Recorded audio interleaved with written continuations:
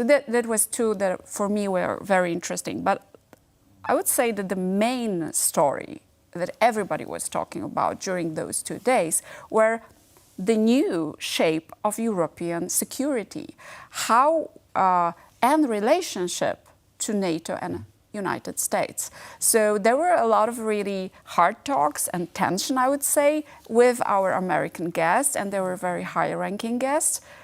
And the European leaders, European politicians and experts were trying to explain to Americans why we want to have independent from NATO security forces. And that was the most interesting, I would say, learning from the forum.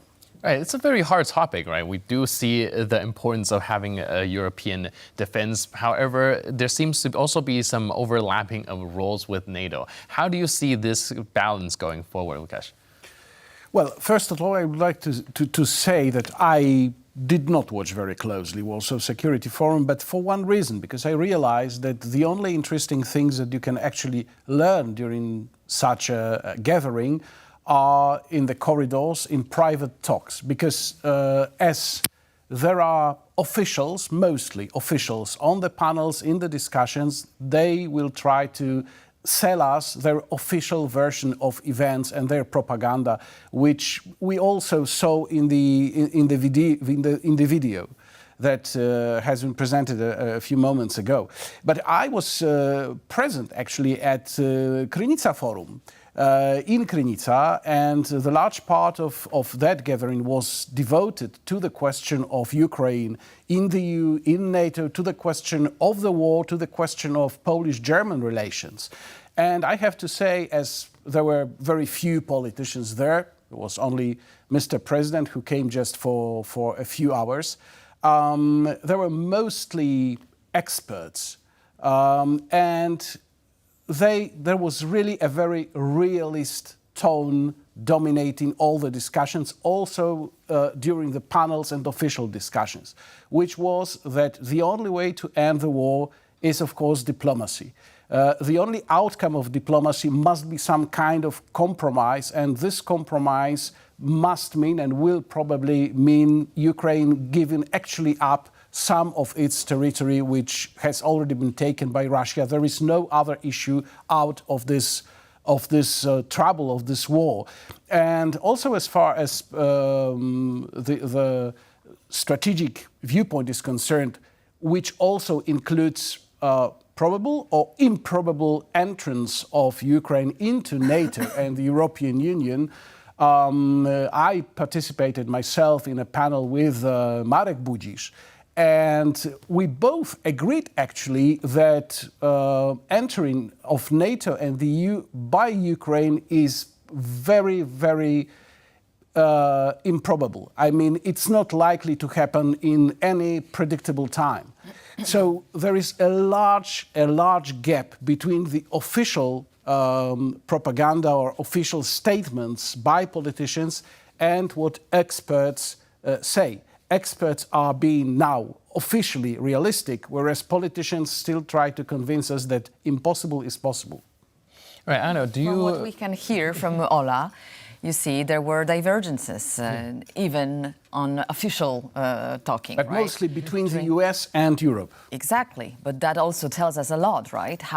What a big effort we have in front of us. I mean, diplomatic effort to convince our partners to take another approach towards Russia and to rethink our system of defense and of taking into consideration the threat that is posed by Russia.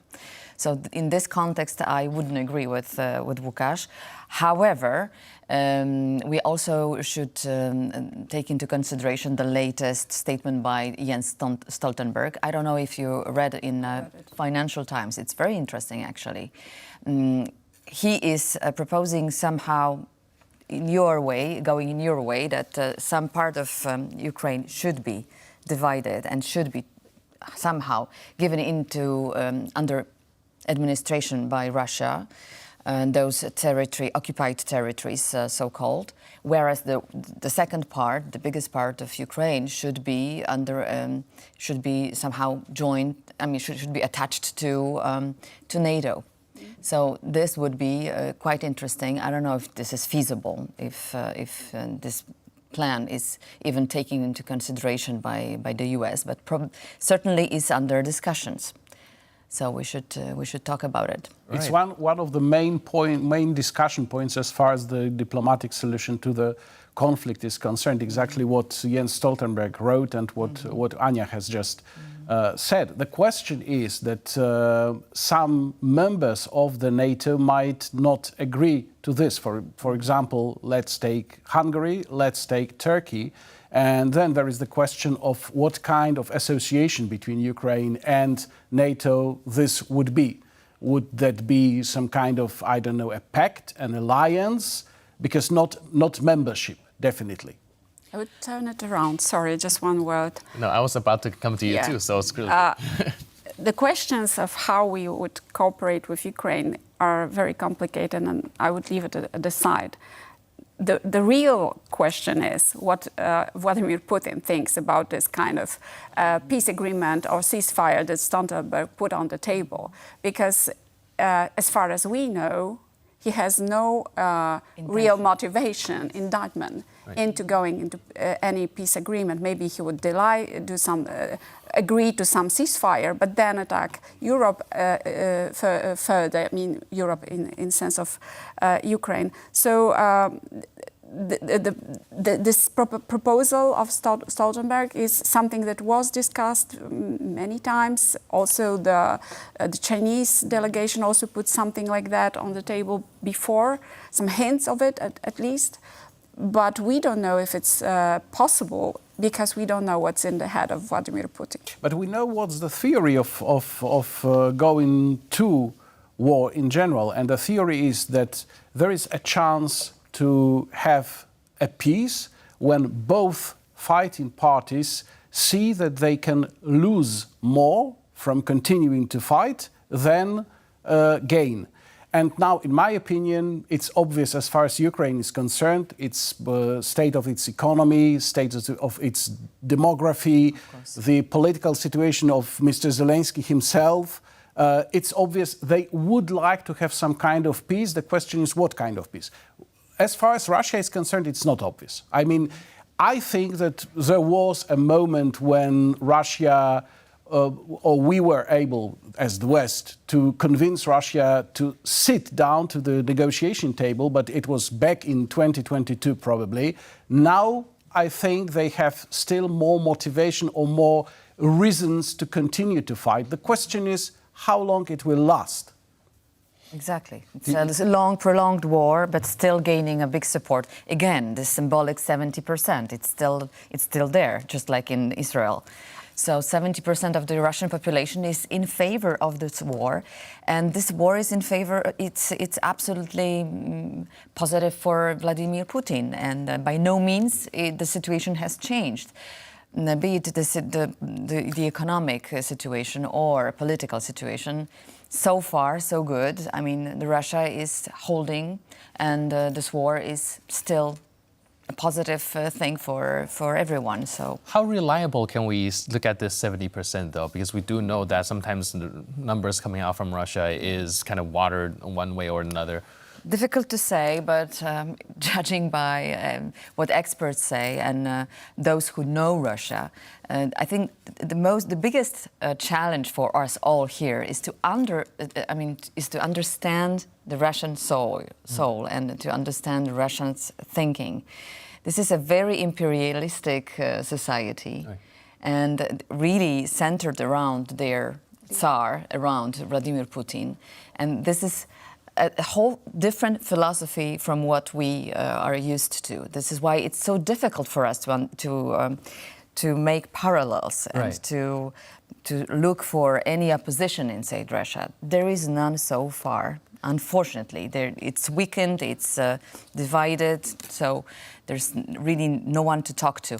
Perhaps it's best to listen to those who really know Russia, like Kasparov, who was quoted in your antenna, who said that nothing else than a Ukrainian flag in Sevastopol will show to Russian people that a strong defeat is something that is ahead of them, and that they should really retrieve from Ukraine. Otherwise, Ukraine is not going to stop. And we also have to remember that Vladimir Putin sends to war people who are not from the core of the Russian society. If we take a look at, for example, Russians' Instagram accounts, we would see that life is going on normally in Petersburg, in Moscow, and in many other normal, average Russian towns or cities, whereas those people who are being sent to the war are mostly from other republics of the Russian Federation,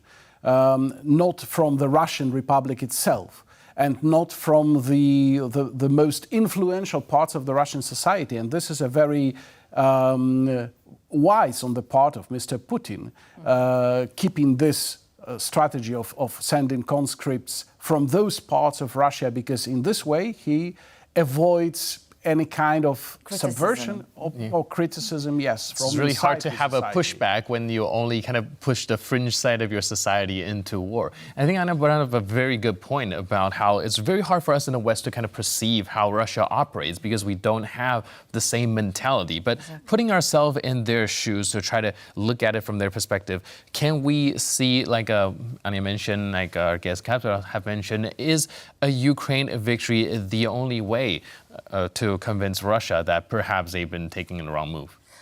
Well, I don't know what will happen in the future, and I don't know, what's going on in the head of Vladimir Putin on the Russian soul. But that's why we have to, as Europeans, be prepared for any scenario.